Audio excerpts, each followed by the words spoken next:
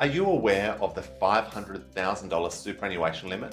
If you're an Australian expat and you're thinking about moving back to Australia in the next 12 months, this one is for you. Hi, Jared Brown here, Australian expat financial planner, and welcome to my video today.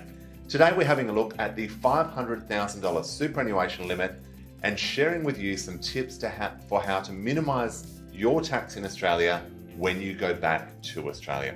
So let's dive right in.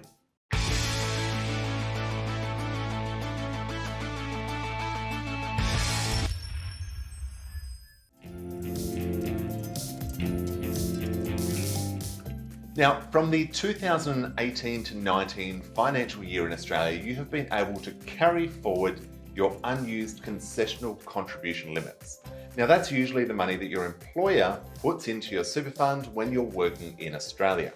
But as an expat, you can voluntarily make those concessional contributions.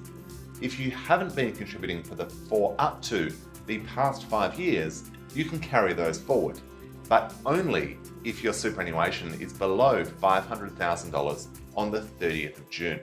And this is where it gets interesting, and this is where this limit is so critically important. So let's have a look at an example of how this could work for you. So let's just say that I'm moving back to Australia at the end of this calendar year, and my superannuation balance currently sits at $480,000.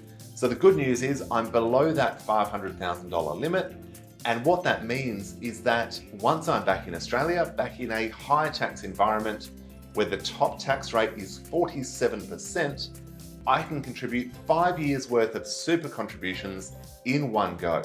I could even consider spacing that over a few years. But if I decided to put all of that into my super fund at once, that would mean a super contribution that is tax deductible up to $130,000. Now, if I'm going back with my partner, then I can do the same for my wife, and we can both minimize our tax quite significantly with that concessional contribution. This is an excellent tool to offset your tax in Australia.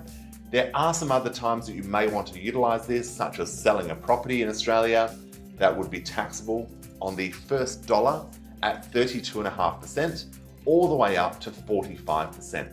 So don't ignore this one. Do tread with caution when it comes to this $500,000 limit and plan your repatriation accordingly. Don't get caught with surprising tax bills. Make sure that you're going back into Australia with a plan to minimize your tax as much as possible. Thank you for tuning in. Drop me a note with any questions you've got, and see you in the next video.